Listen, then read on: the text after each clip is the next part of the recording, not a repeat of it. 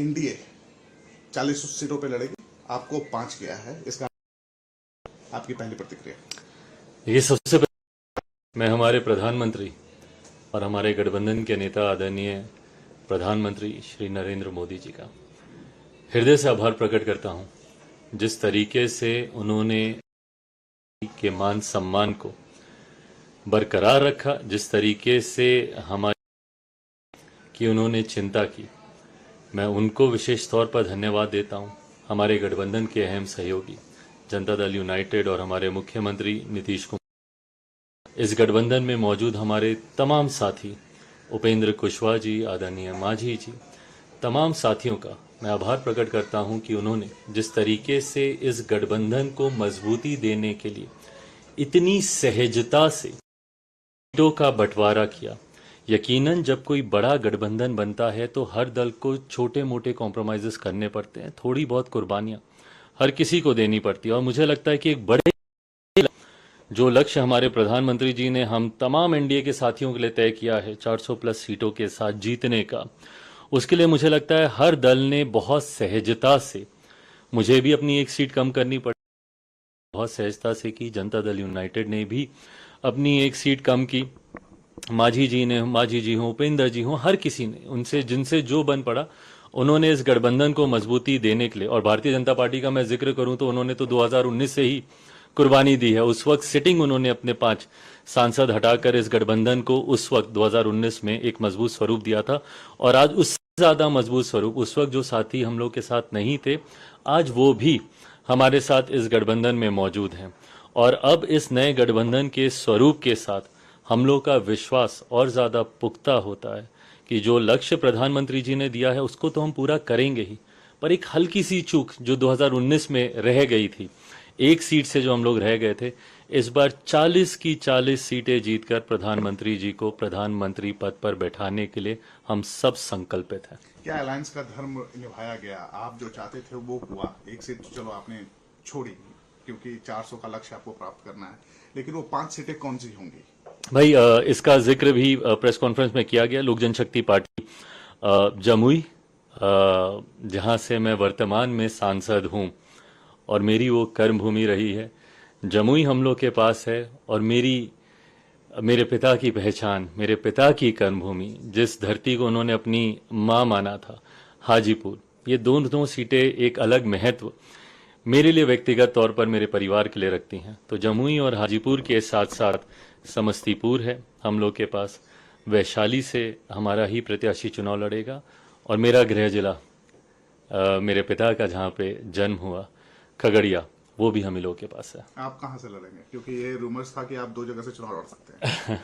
नहीं, मुझे लगता है पार्टी अंतिम फैसला इस पर लेगी, पर मुझे नहीं लगता कि 2 जगह से चुनाव लड़ने का मौका मुझे पार्टी देगी। पर इस पे अंतिम फैसला पार्टी ही लेगी। बट पार्टी के द्वारा जो मुझे जानकारी मिल रही है, कहीं ना कहीं हाजीपुर से मैं चुनाव लड़ूंगा।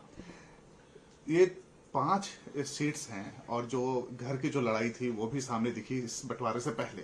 अब कैसे आप अपने चचा को मनाएंगे या फिर परिवार में शांति होगी? भाई, मैंने बार बार इस बात को कहा है, परिवार के बड़े वो हैं, उन्हीं को ये फैसला लेना है।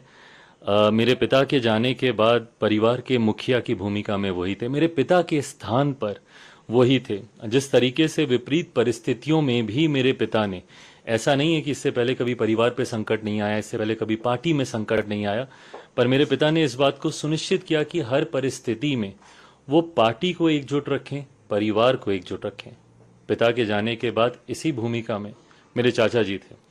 उनको इस जिम्मेदारी को निभाना था कि भले लाख विपरीत परिस्थितियां हों, लाख कठिनाइयां हों, पर उसके बावजूद पार्टी ना टूटने दें, परिवार ना टूटने दें।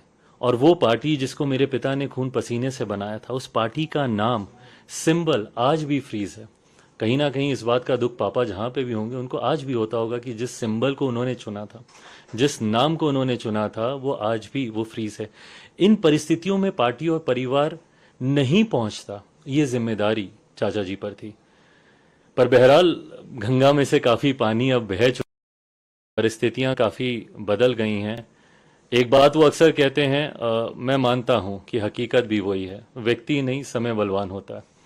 और आज समय ने अपनी ताकत दिखाई, समय ने न्याय किया, और जस्टिस प्रिवेल किया। अब आपको नहीं लगता है कि आपके खिलाफ खड़े हो जाएं तो आपके लिए प्रॉब्लम हो सकती है? भाई आने वाले दिनों में मैं हर चुनौती के लिए तैयार हूँ, हर चुनौती के लिए मैं तैयार हूँ। और ऐसा नहीं कि इससे पहले चुनौतियां नहीं आई हैं मेरे जीवन में। मैं पिछले 3 सालों से सिर्फ और सिर्फ चुनौतियों का ही सामना। ऐसे में अगर कोई और चुनौती भी मेरे सामने आती है तो उसका भी उतना ही डट के सामना करूंगा, क्योंकि ये विश्वास और पुख्ता हुआ है कि पापा का पूरी मजबूती से मेरे साथ है। भाई प्रिंस का क्या होगा?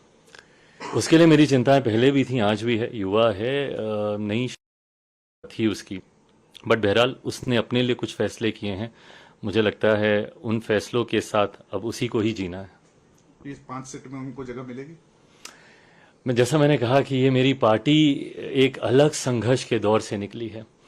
तमाम फैसले पार्टी के वो लोग लेंगे जिन्होंने पार्टी के बुरे दिनों में, पार्टी के कठिन समय, पार्टी के साथ जो दिन रात बिना लड़खड़ाए, बिना डगमगाए, एक अलग ही विश्वास। आज की तारीख में मुझे वो 5 जुलाई भी याद आती है 2021 की, जब मुझे नहीं पता था पार्टी और परिवार टूटने के बाद कि मैं बिहार की धरती पर कदम रखूंगा तो कोई एक व्यक्ति भी मुझे मिलेगा कि नहीं मिलेगा। क्योंकि मेरा सब कुछ, मेरा पार्टी ऑफिस, मेरा संगठन, मेरे तमाम सांसद सब मुझसे छीन लिए गए थे। तो मुझे एक भी व्यक्ति मुझे मिलेगा कि नहीं मिलेगा वहां पर।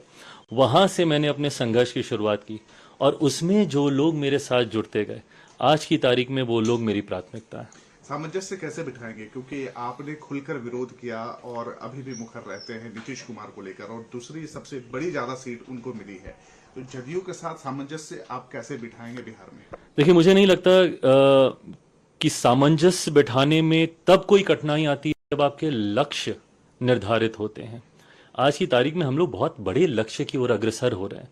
400 का लक्ष्य है एनडीए को जीतने का। 370 सीटें भारतीय जनता पार्टी ने अपने लिए रखी हैं, जीतनी है। ऐसे में मुझे नहीं लगता कि छोटी मोटी बातों में उलझने का कोई मतलब है। मेरे नेता, मेरे पिता ने हमेशा मुझे ये सिखाया था कि राष्ट्र हित सबसे ऊपर होता है, उसके बाद पार्टी और गठबंधन का हित होता है।